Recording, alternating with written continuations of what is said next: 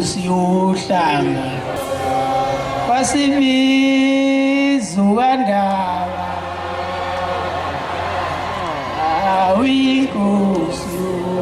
Inkosi yohlanga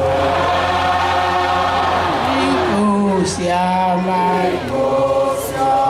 Inkosi yohlanga Inkosi yamandla wasibiza uKandaba Usho izinyane lesilo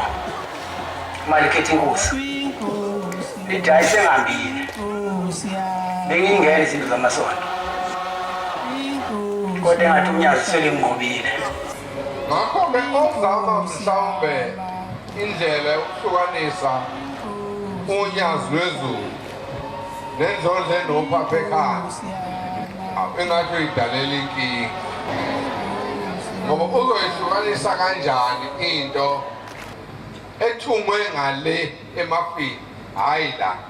khetha inkosi senkulu yasekuphakameni